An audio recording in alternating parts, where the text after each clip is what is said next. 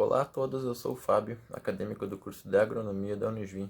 Estou aqui para apresentar um trabalho sobre os trevos da disciplina de Plantas de Lavoura 2, do professor Ivan Ricardo Carvalho. Então vamos para uma apresentação em slides. Então, cultura do trevo.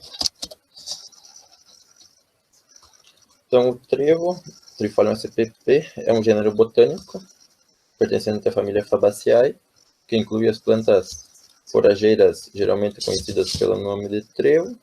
É uma planta, na maior parte, anual ou bienal, e em alguns casos perene. Ela pode atingir até 60 centímetros de altura. Então, ela é utilizada preferencialmente como pastagem, sendo também própria para feno e silagem. Ela possui uma grande importância pela resistência ao frio, alta capacidade nutricional. Além disso, ela atua na restauração dos solos, fixando o nitrogênio atmosférico. Então, como planta benéfica, então o trevo ele cria as melhores condições para as safras que seguem a rotação, especialmente para os cereais de inverno. Então, as características morfológicas. Então, algumas espécies elas apresentam um crescimento prostrado. O caule, então, é do tipo estolonífero, e sua altura, então, ela vai variar de 20 a 60 centímetros. As raízes são pivotantes, bem numerosas, podendo atingir até 30 centímetros. As folhas são erguidas, digitadas e com ausência de pilosidade e são trifolioladas. Então, a planta então, ela pode crescer na Europa, Ásia Central, Norte da África, Austrália e muitas espécies. Também ocorrem na América do Sul, inclusive em altas altitudes nas montanhas. Então, o elevado teor proteico de algumas espécies faz dela uma planta preferida na composição de pastagens para a alimentação de ruminantes de criação. Então, ela não precisa de muito cuidado, porque suporta bem as baixas temperaturas e pode crescer adequadamente em qualquer tipo de solo. Porém, ela se desenvolve melhor em substratos molhados, geralmente possui folhagens escorregadias. Então, agora vamos para os tipos mais comuns de trevos plantado aqui para a região do Rio Grande do Sul. Então, o trevo branco, que é uma leguminosa de inverno, ela é perene, caracteriza-se por tolerar umidade e pastejo intenso, mantém-se facilmente por ressemeadura natural, é semeada de abril a junho, e a quantidade de semente a ser utilizada é de 2 a 4 quilos por hectare. Então, o pastejo deve se iniciar quando as plantas estiverem com 20 a 30 centímetros de altura, deixando um resíduo de 7 a 10 centímetros. Então, o trevo vesiculoso. Ela é uma leguminosa anual de inverno. As plantas dessa espécie são anuais, mas a pastagem persiste por ressemeadura, produzindo um bom volume de foragem no período do outono. Deve ser semeado em março ou abril, com 6 kg por hectare. A semente ela precisa de escarificação, ou seja, é um processo que auxilia a diminuir a resistência da camada externa da semente, permitindo o início da germinação. A planta deve ser pastejada deixando um resíduo de 15 centímetros de altura. É um trevo vermelho.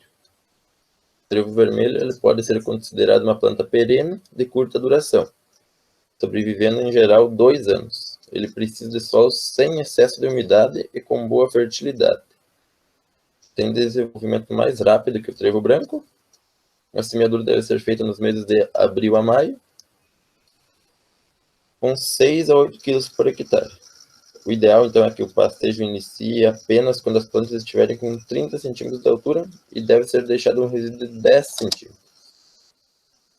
Então, os trevos, em geral, eles devem ser plantados preferencialmente em linha ou a lanço, necessita de sementes adequadas e de boa procedência, e com características necessárias para a semeadura. Recomenda-se o uso de inoculantes biológicos para maior fixação do nitrogênio. Então, a implantação de pastagens de trevo seria, então, uma excelente alternativa para o melhor aproveitamento dessas áreas, pois proporcionaria um aumento da lotação animal, aumentando os índices de produtividade animal e proporcionando um maior retorno econômico. Então, o gênero trifólio, né, então ele tem um destaque em consórcio de plantas. Quando consorciado com gramíneas ou sobressemeado em campos naturais, ele incrementa a qualidade dessas pastagens por possuir uma boa digestibilidade e elevados teores de proteína. E além disso, por ser uma leguminosa, através da simbiose com as bactérias do gênero Rhizobia, então, ele fixa o nitrogênio atmosférico, reduzindo a necessidade de adubações nitrogenadas com o passar do tempo. O trevo ele é promotor de melhoria dos solos. Ele mantém e recupera a fertilidade, aumentando a disponibilidade de água e reduzindo a amplitude térmica do solo. Ele faz também com que o solo fique com umidade mais tempo, e é indicado como forageira para pastejo ou fenação, podendo ser utilizada consorciada ou não. Então, a colheita do trevo é complicada. Isso deve ser feita com o conhecimento da planta.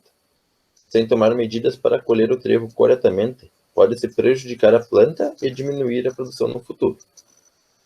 O trevo também pode ser usado como pastagem, sendo também próprio para feno e silagem, como já foi dito no início da apresentação.